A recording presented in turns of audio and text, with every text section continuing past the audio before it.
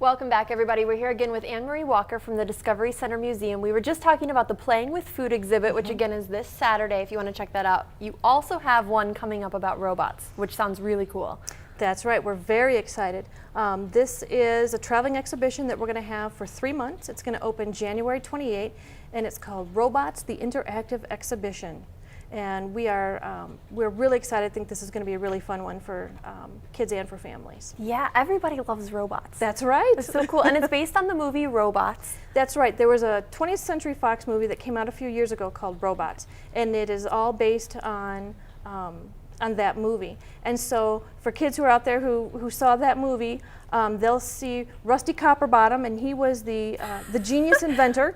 What a great name. Rodney Copperbottom, I got that wrong, and his friends, the Rusties. And they tried to, or what they did was invent things and showed how innovation and determination, you can do just about anything, which is a fantastic creed to kind of go through life with, that if you work hard and are determined that you can achieve great things. And so that's kind of what this exhibition is about, and it's all about robots and kind of what we're doing now with robots and how robots will impact the future. Wow, which is so weird to think about. Of course, we're all thinking, like, what if robots get smart and what if they enter the workplace or whatever? But I mean, anything's possible. I mean, 20 years ago, no one would have thought that we'd be doing what we are now with, like, smartphones. Absolutely. Absolutely. Makes a huge difference. Yeah. There's one thing that you guys sent over in your information about this that I thought was so interesting. It was talking about a robot that might be able to help you out with your daily chores. And I bet a lot of kids would really love to have that robot in their house. They could clean my room, right? I would like that robot. Well, there are things already out there on the market that I think a lot of people don't even realize, especially kids. But there are little robots that you can get that will sweep your floors. That's true. Yeah. They will, pick up things. They'll sweep the floors. There's, I know a gentleman who has a robot who cleans his gutters, and so he just operates it by a remote control. And so there's lots of things out there right now that people may not be aware of, so it's kind of fun to see what's out there now, and then certainly to take a look at, well, what are people doing research on now and working on now that will be available to us in the future. That we could have in the future. That's crazy. And this whole exhibit is really hands-on too, right? Absolutely. There are 15 different interactive stations. It's a big exhibit. It's going to go in our Woodward Hall, which is that big hall that we built. That's the new addition. Where you had Grossology, right? Yes, yes. And it is going to absolutely fill up that space. So it's a big exhibition. We're excited we wouldn't have been able to bring it here without having the Woodward Hall. So we're very excited. Yeah, that hall, it seems like you've really been able to put that to good use. Yes, absolutely. Because you guys share that space with the Burpee, right? Do you take turns with it? Or and yeah, we do. We take turns. We'll each take turns having an exhibit that's kind of more specific to our organization. So they might have one that's more in the natural world, like their Ice Age exhibit that they have now.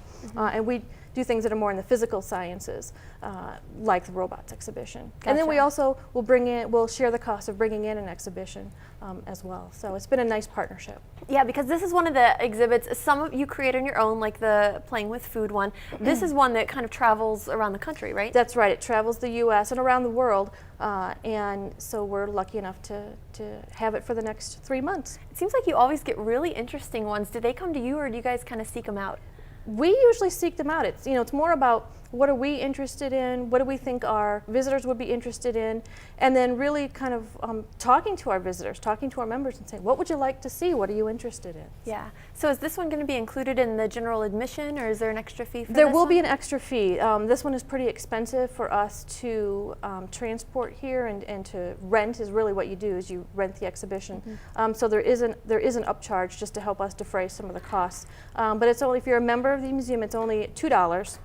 And if for the general public, it's $4. Still, I mean, that's such a nominal price to pay. It's almost nothing. Yeah, for the public, you've got to include that with a general admission, so the total price would be $11. Yeah. But again, this is a really fantastic exhibit, and so you not only get that, but everything else that's in the museum. So I still think that's a pretty good bargain. Yeah. Is this something like the food exhibit where parents can kind of go through with the kids?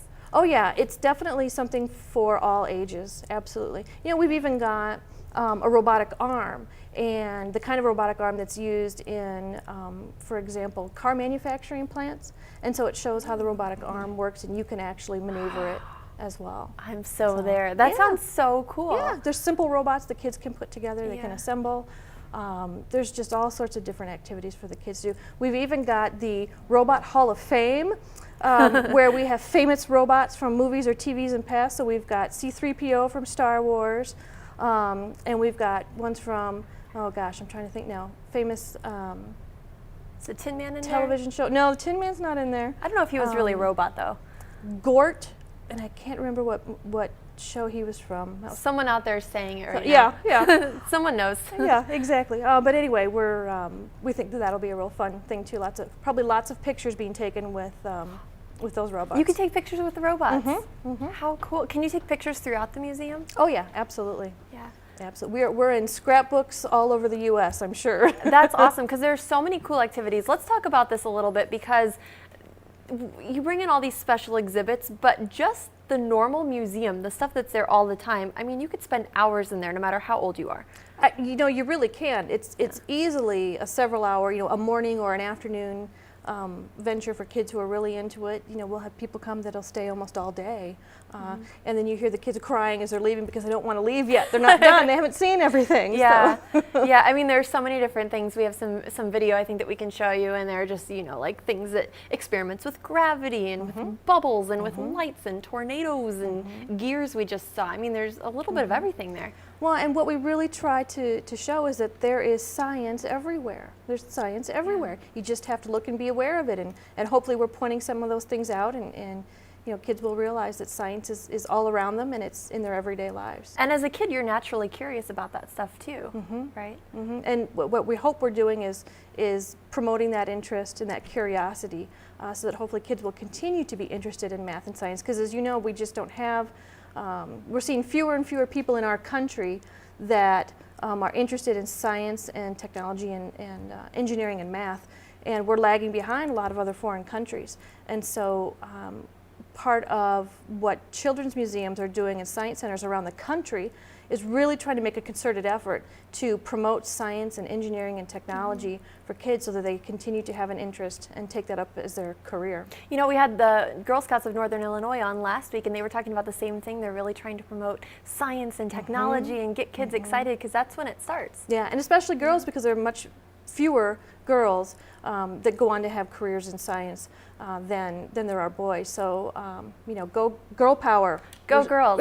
Yeah, really. What I love about the museum too is that if you are just a kid at heart, you kind of rediscover that excitement for science. I know when I've been to visit a few times, I find myself just as excited about it as the 7-year-olds running around. Oh yeah, absolutely. And some things you'll swear you never learned the first time. You probably did, but you just don't remember them. Yeah. And then there's other things that you go, oh yeah, I remember when, Mrs. Anderson taught me that in 4th grade. Yeah. And it all kind of comes back to you. Yeah, there's this thing you guys have upstairs, or at least you did last time I was there. It was like a green screen video game where you're actually inside of a video game. Yeah. That's really cool. Yeah. That's part of our Science of Sports exhibit. And so you can play, I think, soccer or basketball, volleyball. You can actually see yourself on the screen, a computer-generated image, and that's one of the kids' favorite exhibits in the museum. Yeah, I mean, regardless of what your kids are interested in, there's some section of it that they're just going to go crazy for. Absolutely, and we even are now starting to have some evenings that are open for adult-only nights.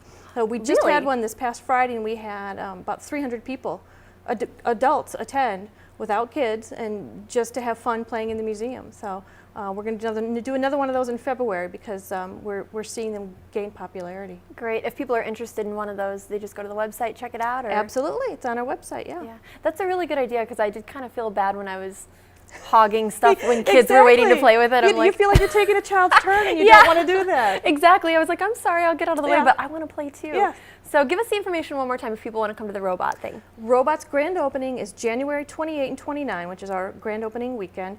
In addition to the exhibit, we're going to have special activities, robots-related activities for families to do. And then it will go through May 6th, actually. Great, so you've got all spring to kind of come and check it out whenever you think it's best. Well, we do need to get to a break, because there's just so much to talk about, but thank you so much for coming out. Grab a pen and paper if you missed any of this. We'll have it all for you again at the end of the show. Anne-Marie, thank you so much. Thank you, Jeannie.